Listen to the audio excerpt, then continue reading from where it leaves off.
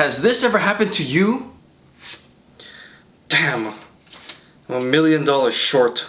Well, if so, and even not if so, my name is Keenan and welcome to my YouTube channel. So yes, today we're going to be talking about how just a regular person making an average salary of $50,000 a year can become a millionaire starting from zero. So we will be going over all the expectations that you should have and all the actions that you need to take in order for you to reach $1 million just making the average salary. So if you're new here, don't forget to hit that like button and subscribe if you want to see this guy from Hawaii talk about money and engineering. So let's get into the video. A $50,000 per year salary will translate to $35,000 after taxes. So that $35,000 per year income, say you save everything. You don't spend any money, you don't go out, you just stay at home, you don't do anything, and you spend zero money. With that exotic lifestyle, it'll take you 29 years for you to save enough money for you to be a millionaire. But that's crazy talk, Keenan. No one can spend no money for 29 years. Okay, well then let's look at saving half of that money. So if you just save half of your money every year, it's going to take you 58 years for you to become a millionaire. Oh, but Keenan,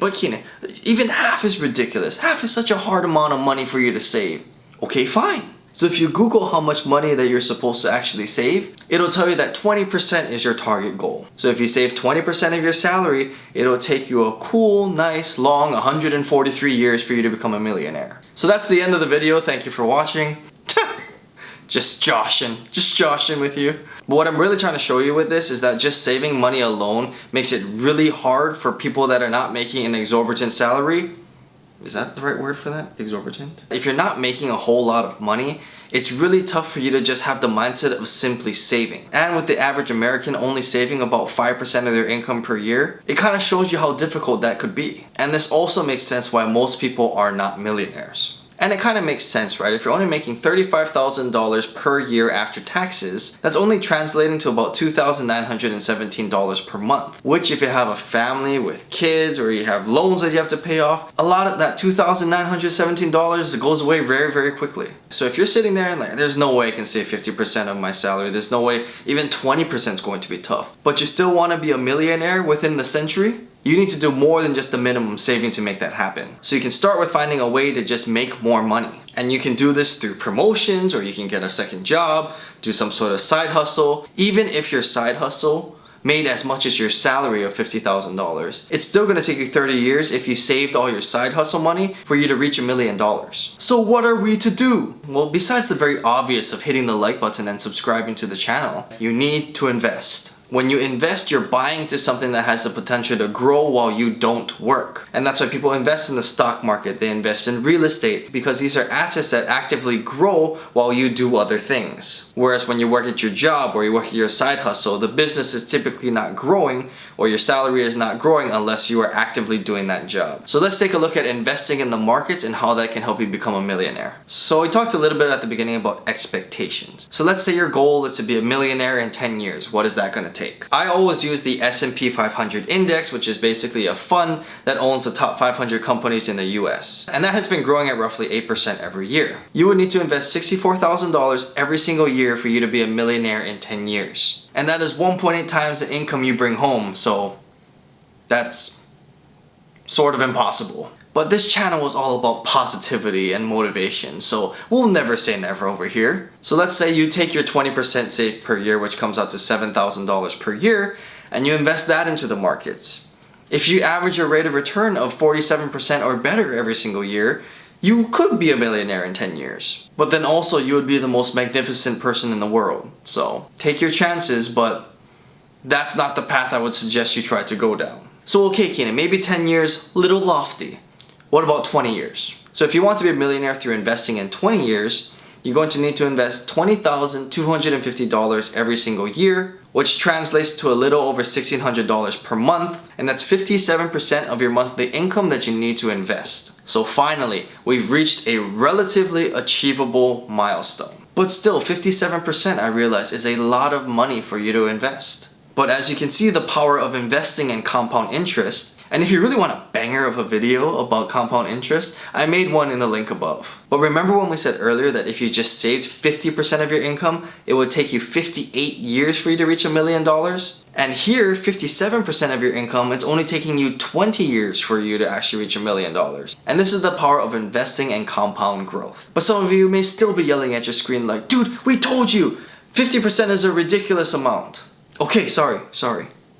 So let's look more down to 30 years down the line. So if you want to be a millionaire through investing at 8% a year, you will need to invest $8,200 per year in the markets, which equates to $683 per month, which is just a little over 20% of your income at 23%. A lot more doable, right? And again, it's like beating a dead horse here. Remember back in the day, 20% of your income saved would have taken you 143 years to get to $1 million by just saving alone. But when it's invested in the markets over a 30-year period, that turns into $1 million.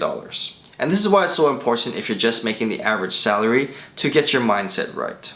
Understanding realistic timelines and what it's really going to take for you to get there can help a lot with your mental state. If you're making this amount of money and your goal is 10 years, you already realize that you're kind of setting yourself up for failure. But make your goal 30 years down the line, or just 20% saved and invested every month. It's a lot more of a manageable goal, and you'll likely feel a lot better about yourself because you'll actually be able to do it. But I know some of you are thirsty for one more example, so I'll give you another one. But mostly because these are the two ways that I've actually invested to date. Real estate is a great area for you to start investing. But the issue with real estate right off the bat is that you need a down payment for the home. So now granted, there's a lot of first-time home buyer things on FHA loans, things like that. I won't get into that, and we'll just use the typical 20% down payment that you need for the home. So say if you're trying to buy a $400,000 home, so if you're only saving 20% of your income for a 20% down payment,